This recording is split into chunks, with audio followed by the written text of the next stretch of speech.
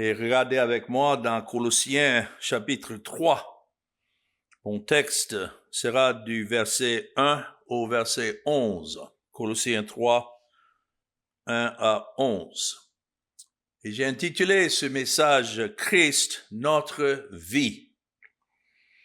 Je vais lire tout le passage d'abord et puis faire quelques commentaires là-dessus. Dans Colossiens 3, à partir du verset 1, Paul écrit « Si donc vous êtes ressuscités avec Christ, cherchez les choses d'en haut, où Christ est assis à la droite de Dieu. » S'il est assis à la droite de Dieu, c'est qu'il est venu accomplir tout ce que le Père lui avait donné à faire et accomplir pour le salut de son peuple. Et maintenant, il est monté au ciel et il est assis sur le trône où il règne à la droite de Dieu, c'est-à-dire à la place que Dieu le Père lui a donnée, la place d'honneur. Affectionnez-vous aux choses d'en haut et non à celles qui sont sur la terre, car vous êtes morts et votre vie s'est cachée avec Christ en Dieu. Quand Christ, notons, votre vie, et voilà de ça que je tire le titre, Christ, notre vie. Quand Christ, votre vie, paraîtra, alors vous paraîtrez aussi avec lui dans la gloire.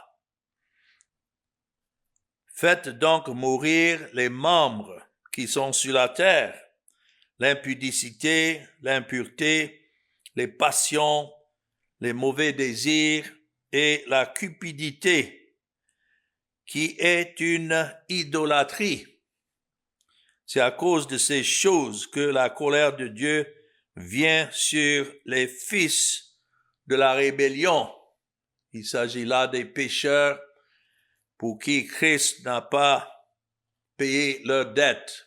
Ils sont sans rançon et donc la colère de Dieu demeure sur eux. Et c'est pourquoi il dit, parmi lesquels vous marchiez autrefois.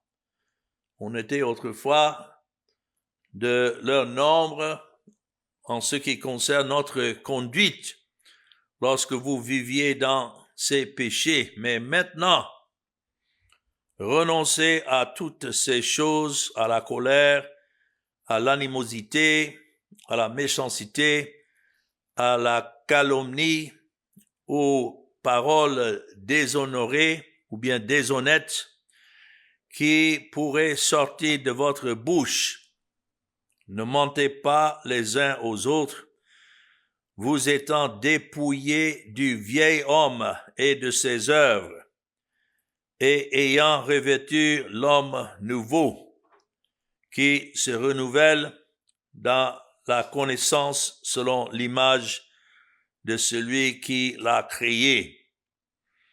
Il n'y a ici ni grec, ni juif, ni circoncis, ni incirconcis, ni barbare, ni scythe, ni esclave, ni libre, mais Christ est tout et en tous. Mes chers frères et sœurs, nous sommes appelés ici en tant que croyants à vivre non plus selon la chair.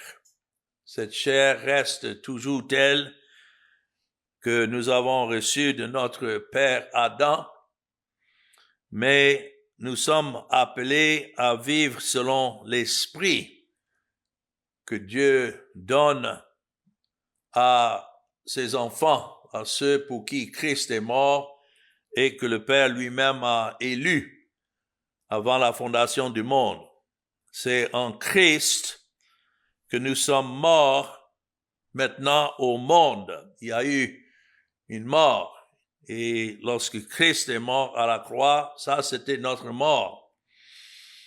Et maintenant qu'il nous a donné l'esprit, nous sommes morts au monde et nous sommes ressuscités par l'Esprit à une nouvelle vie.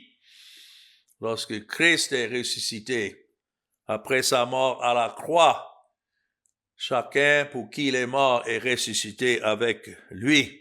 Mais maintenant, dans notre expérience, avec l'Esprit qui nous est donné, nous sommes maintenant en train de vivre dans cette nouvelle vie et non selon notre ancienne marche. Paul, dans cette portion de l'épître aux Colossiens, nous montre que cette vie nouvelle est centrée sur Christ seul, en Christ seul, par Christ seul. C'est lui qui est notre vie. Et il est notre justice, il est notre sanctification, il est notre tout, il est notre espérance et notre héritage. On ne peut rien ajouter à ce qu'il est pour nous. Il est tout. Et donc, le fondement de tout cela est la grâce souveraine de Dieu qu'il a manifestée envers des pécheurs tels que nous sommes et en Christ, le Christ glorifié. Bien sûr, il s'est humilié pendant un certain temps, mais ayant accompli tout ce qu'il devait accomplir pour le salut de son peuple, lorsqu'il était dans la chair, il n'est plus dans la chair, il est monté au ciel où il est assis. Il ne porte plus le péché parce que à la croix, tout cela a été payé. Mais il règne en faveur de ceux pour qui il est mort. Donc, voyons quelques points importants à ce sujet de Christ, notre vie. Et dans les versets 1 à 2, donc Christ étant notre vie, nous avons alors une nouvelle orientation. Paul dit ici, donc vous êtes ressuscités avec Christ, cherchez les choses d'en haut, où Christ est assis à la droite de Dieu. Affectionnez-vous aux choses d'en haut, et non à celles qui sont sur la terre. Oh, combien c'est facile d'avoir des regards autour de nous sur les choses sur la terre, mais ce n'est pas ici, sur cette terre, que nous avons notre héritage. Notre héritage, c'est Christ. Et où est-ce qu'il est? Assis en haut, à la droite de Dieu. Il règne. Donc, Paul commence par ces mots « si donc ». Ça peut aussi signifier « puisque » ou bien « étant donné que ». Je préfère cette traduction que simplement « si donc ». Puisque vous êtes ressuscités avec Christ. Il est en train de s'adresser à ceux qui sont véritablement en Christ, séparés du monde par la grâce de Dieu, l'élection de la grâce, séparés du monde par la mort de Christ, où il a versé son sang afin de racheter un peuple du monde. Puisque donc vous êtes ressuscités avec Christ. Non seulement sa mort était notre mort, mais sa résurrection, lorsqu'il est ressuscité des morts, cela était aussi notre résurrection. Donc, puisque vous êtes ressuscités avec Christ, non seulement dans sa résurrection, mais aussi par l'œuvre de l'Esprit qui vient régénérer en son temps ceux pour qui Christ est mort. Il ne s'agit pas d'une condition incertaine en disant si, donc, mais plutôt puisque. Donc c'est une affirmation basée sur un fait accompli, une œuvre accomplie par le Seigneur Jésus-Christ en faveur de chacun pour qui il est mort. Nous voyons donc ici l'union du croyant avec Christ dans sa résurrection. Et cette résurrection est l'œuvre souveraine de Dieu. C'est comme celui qui est mort ne peut pas se donner lui-même la vie. Il faut que Dieu donne la vie. Nous étions morts dans nos péchés, mais Dieu nous a ressuscités avec Christ. Ce n'est pas un choix humain que nous apportons, mais une opération divine. Dans Éphésiens chapitre 2, Paul écrit aux Éphésiens à ce sujet, parlant de leur résurrection avec Christ lorsqu'il est ressuscité. Éphésiens 2 et le verset 5. Nous qui étions morts par nos offenses, c'est ce que nous étions en tant qu'élus sous la condamnation de nos péchés et la loi, avant que Christ ne vienne pour payer la dette. Nous qui étions morts par nos offenses, notons, nous a rendus à la vie avec Christ lorsqu'il est ressuscité, car c'est par grâce que vous êtes sauvés. Et notons verset 6, il nous a ressuscités ensemble. C'est pourquoi, même ici, lorsque Paul parle d'être ressuscité avec Christ, il parle de cette résurrection que nous avons tous expérimentée lorsque Christ est ressuscité de la mort. Sa mort étant notre mort, c'est-à-dire il a porté le jugement lui-même, et la résurrection, sa victoire au-dessus de la mort, c'est notre victoire. Il nous a ressuscités ensemble et nous a fait asseoir ensemble dans les lieux célestes en Jésus-Christ. Je ne suis pas encore là physiquement, mais je suis là spirituellement, où Christ est assis. Donc il s'agit ici d'une résurrection spirituelle en vue d'une résurrection future dont nous anticipons tous que cette chair ne va pas rester toujours dans la tombe, mais le jour viendra où nous serons ressuscités physiquement, mais pour le moment, notre place est là où Christ est assis à la droite de Dieu. Voilà donc l'application, parce que nous avons été ressuscités. Il s'agit là en particulier des élus, de ceux pour qui Christ lui-même est ressuscité. Nos affections, nos pensées, nos désirs doivent être orientés vers les choses célestes. C'est pourquoi je disais dans ce premier point, qu'en Christ notre vie, nous avons une nouvelle orientation. Christ glorifié, c'est là où il est, et la communion avec Dieu et la justice éternelle. Voilà notre héritage. Et c'est pourquoi nos affections sont sur ces choses d'en haut et non à celles qui sont sur la terre. Le deuxième point que nous voyons ici, c'est que non seulement nous avons une nouvelle orientation, mais nous avons aussi une nouvelle identité. C'est écrit dans les versets 3 et 4, car vous êtes morts et votre mort est cachée avec Christ, votre vie est cachée avec Christ en Dieu. Et quand Christ, votre vie, paraîtra, alors vous paraîtrez aussi avec lui dans la gloire.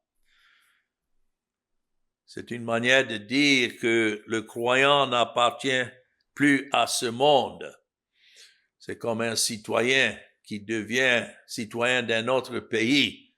Il reçoit une nouvelle carte d'identité, une nouvelle identité.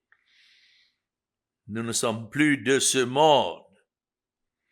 Nous sommes morts au péché, c'est pourquoi Christ est mort. Et notre vie est cachée en Christ, spirituellement.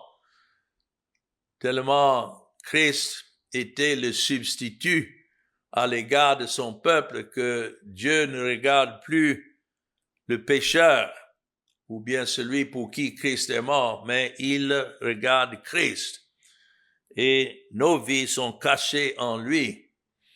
C'est en lui que nous sommes justifiés devant Dieu. C'est en lui que nous sommes sanctifiés devant Dieu.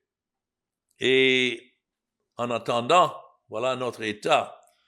Nous attendons la manifestation de sa pleine gloire lorsque Christ reviendra à la fin des temps. Mais lorsqu'il dit ici Christ, notre vie, il n'est pas seulement la source de notre vie. On peut dire, oui, il est la source de notre vie. Mais notons de la manière que c'est écrit, il est notre vie. Nous ne pouvons pas vivre, nous ne pouvons pas connaître quoi que ce soit au sujet du salut ou de la grâce de Dieu si ce n'est en Christ. Christ est notre vie, il est notre respiration. C'est lui en qui nous vivons. Et c'est lui, non seulement nous vivons en lui, mais c'est lui qui vit en nous. Si vous regardez avec moi Galates chapitre 2 et le verset 20, c'est de ça que l'apôtre Paul écrit. Lorsqu'il dit « J'ai été crucifié avec Christ ». Oui, bien sûr, je n'étais pas là en personne, physiquement, lorsqu'il est mort, je n'étais même pas né. Mais j'ai été crucifié avec Christ. J'étais parmi ce nombre d'élus pour qui Christ est mort, comme mon souverain sacrificateur portait les noms de ceux que le Père lui avait donnés. Donc, j'ai été crucifié avec Christ.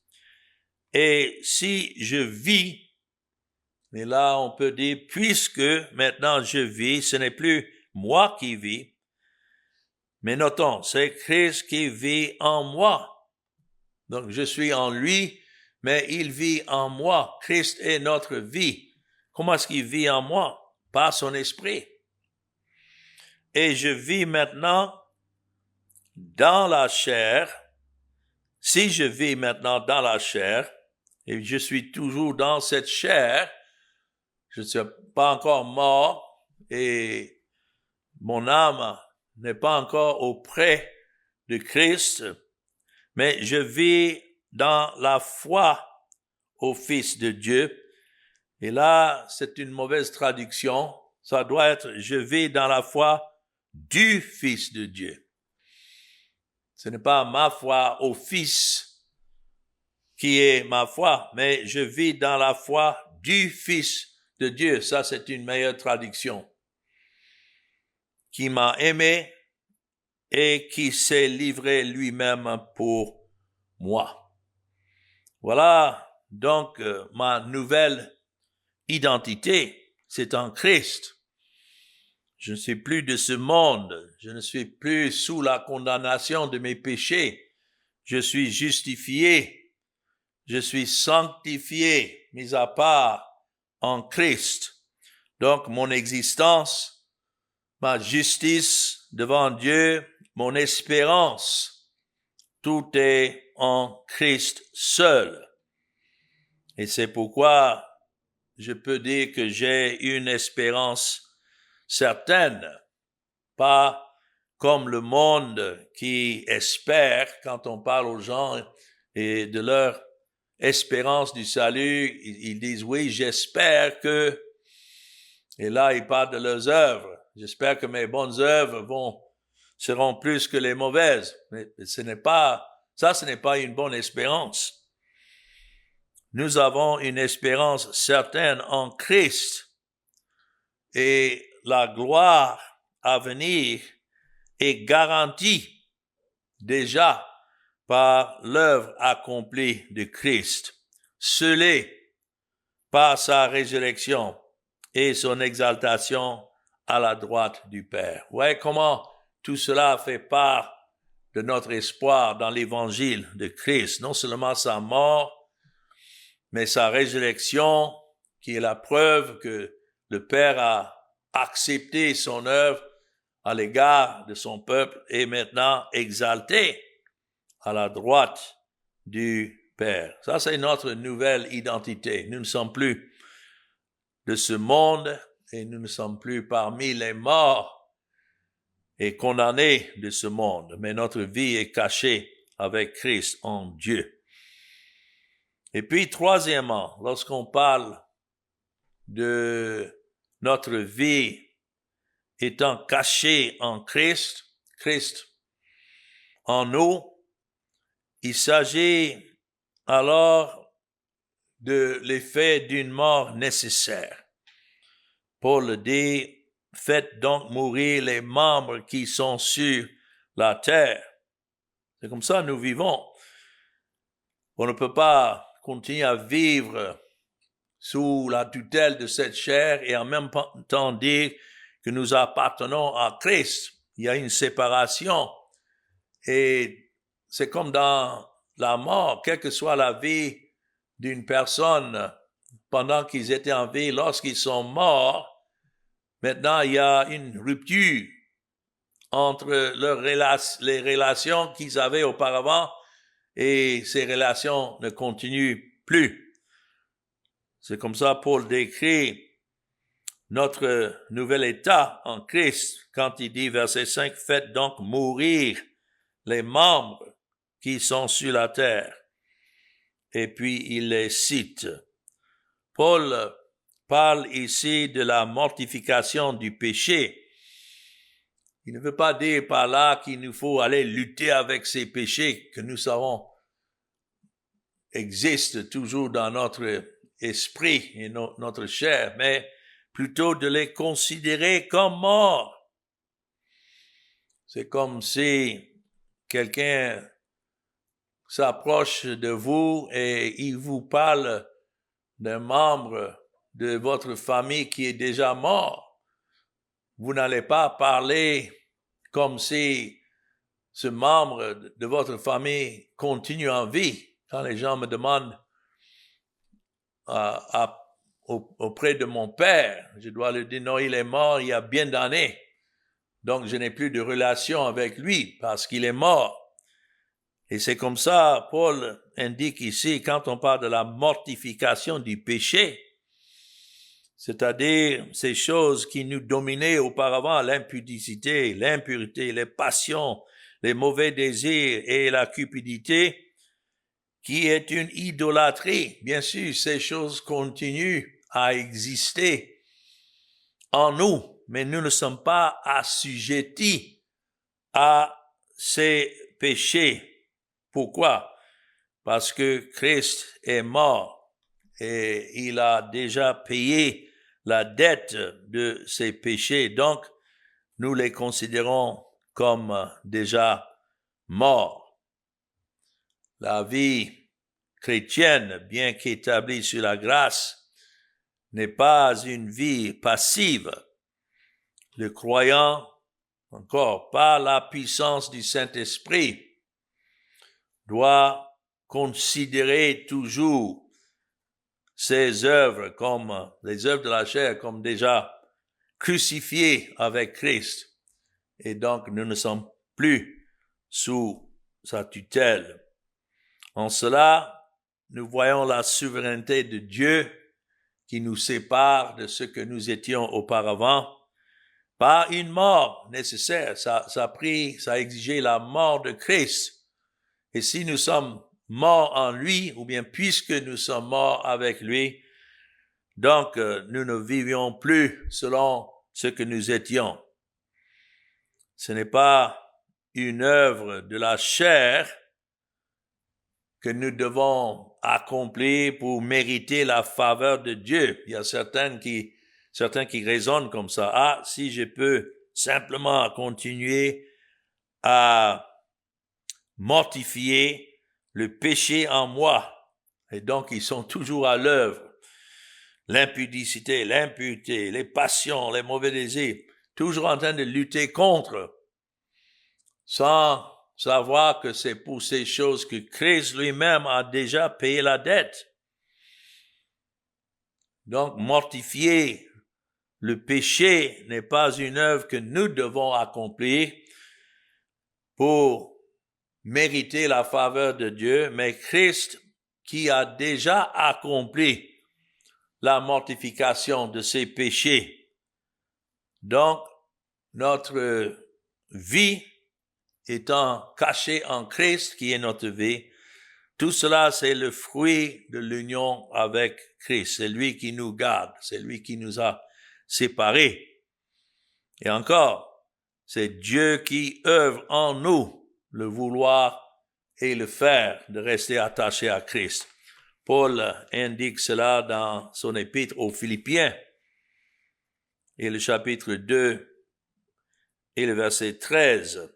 Commençons dans le verset 12. Il dit, « Ainsi, mes bien-aimés, comme vous avez toujours obéi, voilà l'attitude d'un enfant de Dieu, d'obéir, travaillez à votre salut avec crainte et tremblement. » Quand il dit « travaillez à votre salut », il ne veut pas dire par là « travaillez à gagner votre salut ». On ne peut pas. Christ l'a déjà gagné. Mais travaillez dans ce salut que Christ a déjà gagné et mérité, avec crainte et tremblement, non seulement comme en ma présence, cela veut dire on n'a pas besoin de marcher d'une certaine manière quand nous sommes dans la présence du pasteur, non, mais bien plus encore maintenant que je suis absent. Notre caractère se révèle pas lorsque nous sommes devant les autres pour que nous puissions leur donner une impression que nous marchons dans la sainteté, non.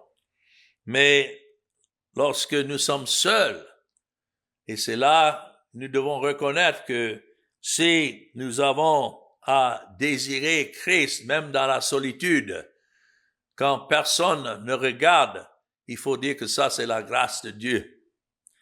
Et il dit, car, verset 13, c'est Dieu qui produit en vous le vouloir et le faire. Ce n'est pas quelque chose que nous devons cultiver, mais c'est Dieu qui produit. C'est le fruit de sa grâce, c'est le fruit de l'œuvre de Christ à notre égard, et c'est selon son bon plaisir. Pour cela, faites toutes choses sans murmure ni hésitation. Alors pourquoi donc mourir au péché? Pour le dire clairement ici dans notre texte, en Colossiens chapitre 3 et le verset 7, ou verset 6 et 7, c'est à cause de ces choses que la colère de Dieu vient sur les fils de la rébellion. Nous ne sommes pas des enfants de colère. Donc il y a une séparation que Dieu apporte entre ceux qui restent toujours des enfants de colère, des enfants de rébellion. C'est-à-dire, dans sa souveraineté, Dieu ne les a pas choisis. Et donc, ils continuent à marcher sous la colère de Dieu. Mais nous ne sommes pas de leur nombre. C'est pourquoi il y a une différence. Nous étions, remarquons le temps de ces verbes, nous étions comme eux, bien sûr, pendant un temps. Mais par la grâce de Dieu, nous avons été appelés hors de cet état, purifiés et séparés par le sang de Christ. Donc la mort nécessaire a un double sens. D'abord, ça a exigé la mort de Christ pour payer notre dette, parce que nous étions de ce nombre des impudiques, des impurs, de ceux qui avaient des passions et les mauvais désirs, la cupidité et l'idolâtrie. C'est pour ça que Christ devait mourir. Mais deuxièmement, c'est pourquoi nous considérons comme morts nous-mêmes à ces choses. Nous considérons que puisque Christ est mort pour cela, donc nous sommes séparés. Et en lui, nous avons notre purification et nous sommes à lui. Mais quatrièmement, en parlant de notre vie en Christ, ici dans les versets 8 à 10, nous avons une vie renouvelée. Et c'est là que nous lisons « mais maintenant ». Vous voyez, il y a une différence entre ce qu'on était et ce qu'on est. Mais maintenant, renoncez à toutes ces choses. Et il les cite encore, la colère, l'animosité, la méchanceté, la calomnie, aux paroles déshonnêtes qui pourraient sortir de votre bouche, et ne mentez pas les uns aux autres, vous étant dépouillés du vieil homme et de ses œuvres. Le vieil homme, ça c'est Adam, c'est ce que nous étions en Adam. Et ayant revêtu l'homme nouveau, qu'est-ce que c'est l'homme nouveau? Ce n'est pas une nouvelle nature sans péché qui nous est donnée, non. Mais l'homme nouveau, c'est Christ. C'est lui le dernier Adam. Et c'est pour ça qu'il est venu pour racheter de la condamnation du vieil homme. Vous ne pouvez pas avoir un homme plus vieux qu'Adam parce qu'il était le premier. Mais nous ne sommes plus en lui parce que c'est Christ qui a pris notre péché, notre cas. Et donc nous sommes revêtus de lui, revêtis par d'un habillement, du vêtement. Quel est ce vêtement? C'est sa justice qu'il a accomplie à l'égard de ceux que le Père lui a donnés et qui se renouvelle dans la connaissance selon l'image de celui qui l'a créé.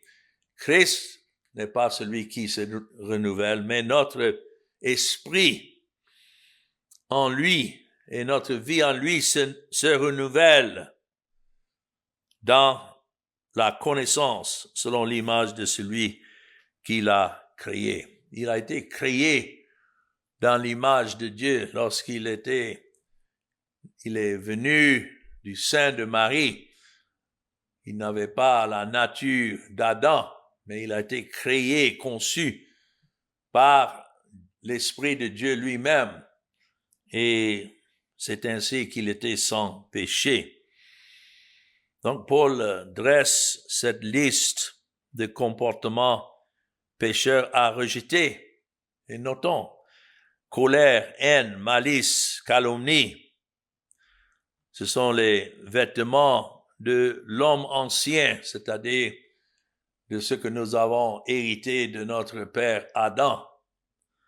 Mais ce n'est plus notre comportement parce que nous avons maintenant un homme nouveau en Christ. C'est pourquoi il est venu, afin de satisfaire à la loi de Dieu à l'égard de son peuple.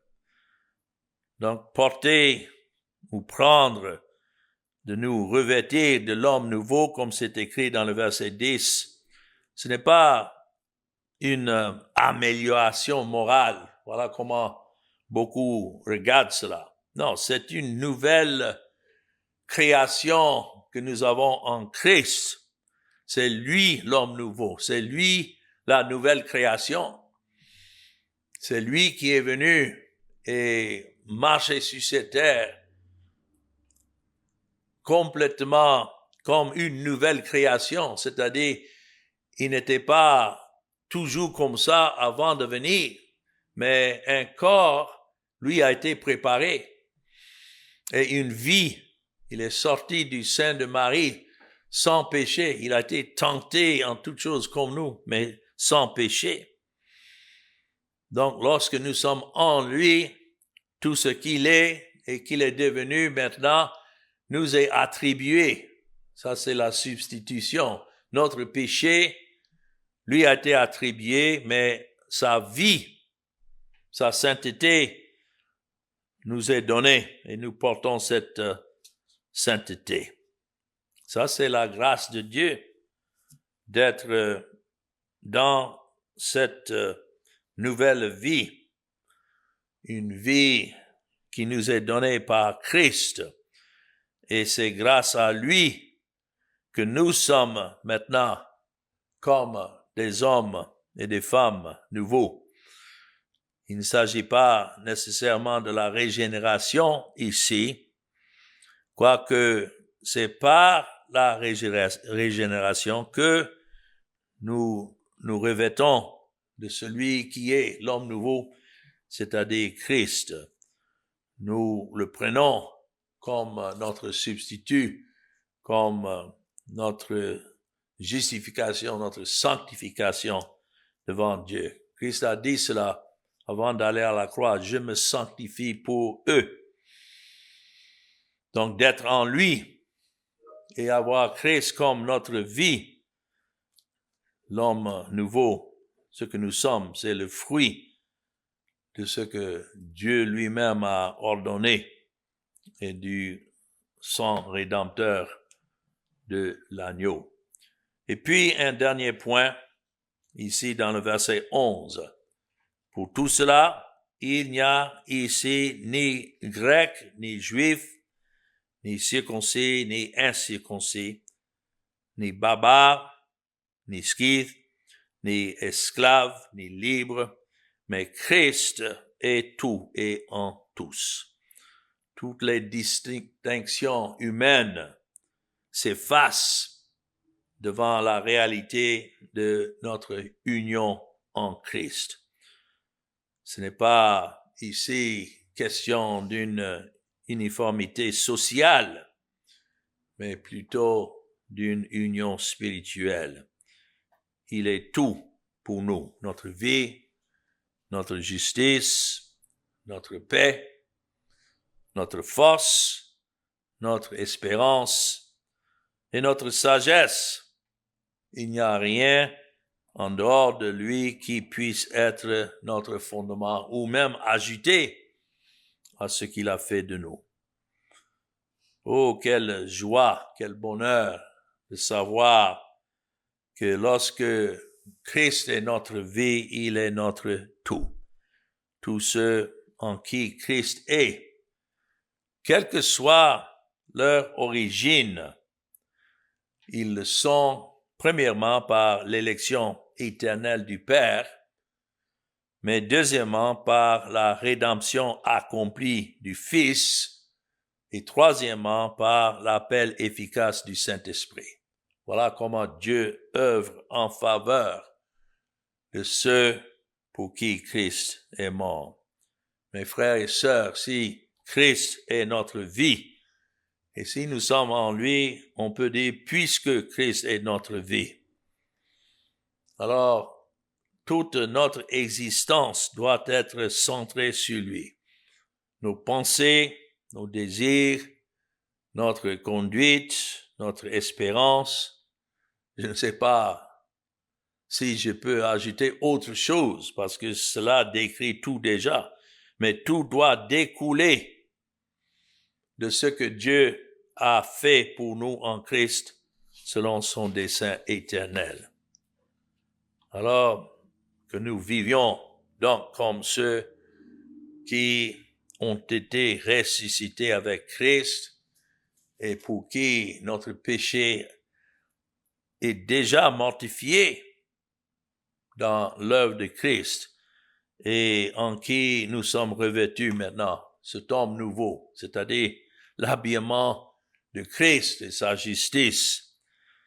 Et nos regards ne sont même pas sur notre vêtement ou bien sur notre marche. On ne regarde pas tout autour de nous, mais au ciel, là où Christ est, à la droite de la majesté divine, et là où Christ est, là est notre vie. Alors que le Seigneur nous bénisse. Amen.